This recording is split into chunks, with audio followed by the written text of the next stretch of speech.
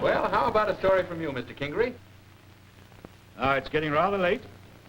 So if you ladies will excuse us, I've got a little business we want to talk over.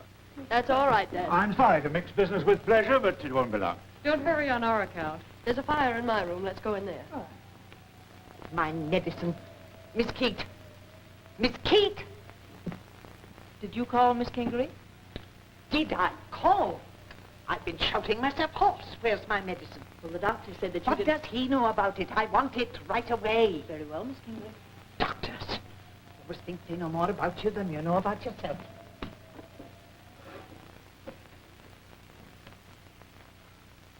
Since our talk this afternoon, I've given a great deal of thought to the situation. I'm sorry, gentlemen, but if we're going to save our business from bankruptcy, we've got to act promptly. You mean you intend to use our personal securities, which you hold in trust? Exactly. Oh, pardon me, gentlemen, but all of you have other interests, other sources of income. Even if the company should fade, you'd at least have something. But, well, all I've got are those securities. If I lose them, I'll be broke. I realize how you feel, my boy. But I'm confident that by using all our securities, I can save everything. Now, is that agreeable to all of you? You can't use mine. I'm afraid I can't agree. Gentlemen, as president of your company, I felt you had a certain amount of confidence in me. I hoped you would come through without my having to disclose something which I didn't want to bring up at the present time.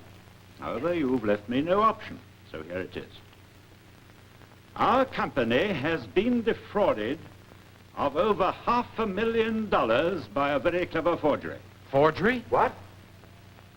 When did this happen? Just recently. Have you notified the police? Not yet. Whom do you suspect?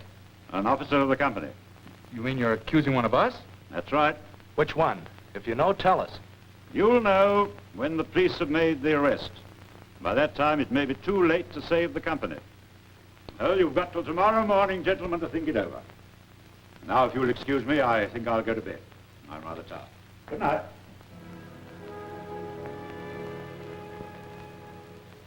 Well, Duke, me old beautiful, how are you? Oh, you're lovely. What?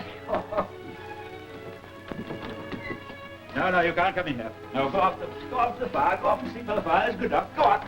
Off you go. Now I see why you brought us up here.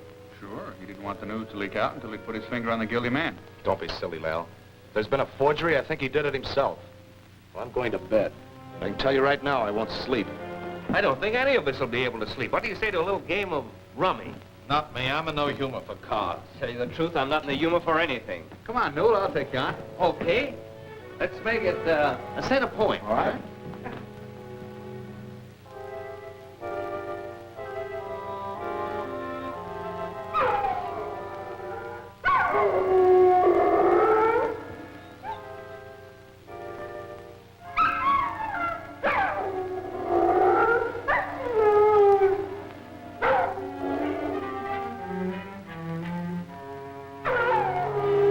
Quiet, Duke. Now lay down by the fire. Lay down. That's a good dog. Good dog.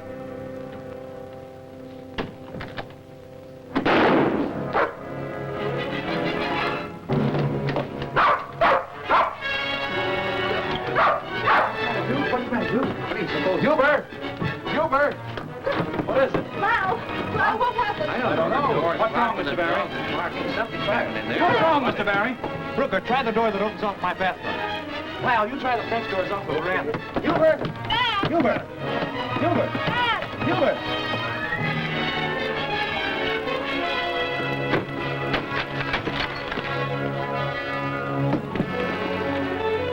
Hubert! Hubert.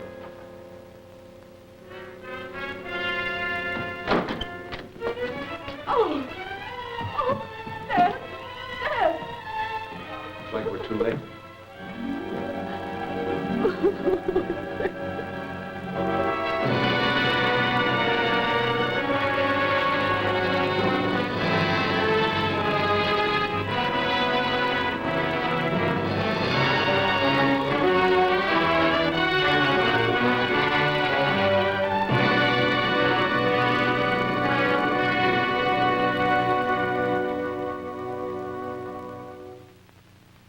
say you and the maid were in the kitchen at the time the shot was fired? Yes, sir.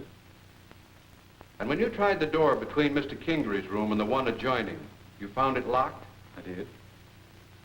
And the door between Mr. Kingery's room and the living room, was that locked? All the doors and windows in Mr. Kingery's room were locked. I didn't notice the gun until the sheriff found it in Mr. Kingery's hand. Mr. Kingery had been worried about his health for some time. I tell you, my father never mentioned illness. He was in perfect health. My brother had no reason to kill himself. We, the jury, find that Juba Kingery came to his death at his hunting lodge, November the 14th last, owing to gunshot wounds inflicted by his own hand. That's not true. My father had no reason to commit suicide. It was murder, I tell you. Miss Kingery, you're out of order. That gun was put in his hand after he was killed. He was too courageous and too fine. As coroner of Hanover County, I see no reason to disagree with the verdict of the jury. The case is closed. You've got to listen to me. You've got to. Gwen, take it easy, honey. Well,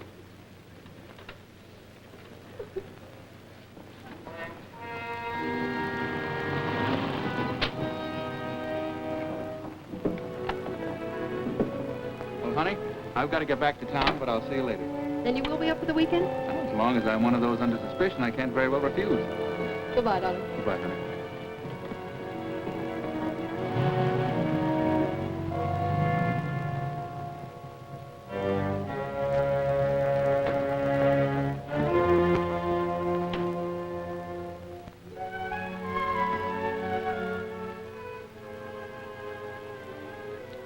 And how do you think I got home? It was very thoughtful of you to leave me. Maybe you thought I should stay in the morgue. Oh, Aunt Lucy. I knew Brooker was going to bring you home. I'm sorry if I was thoughtless. That's not all you'll be sorry for if I'm not mistaken. What do you mean? If you'll listen to me, you'll let things stand as they are. But I can't. I'm going to hire a detective and find out the truth about Dad. About all of them. Ridiculous. You'll only stir up trouble. I can't help that. I've made up my mind and nothing's going to stop me. Very well, I've had my say. But I tell you, you're making a mistake. Where are my capsules, Miss Keat? Oh, they're on your dresser. I'll get them for you. No, don't bother. I'll get them myself.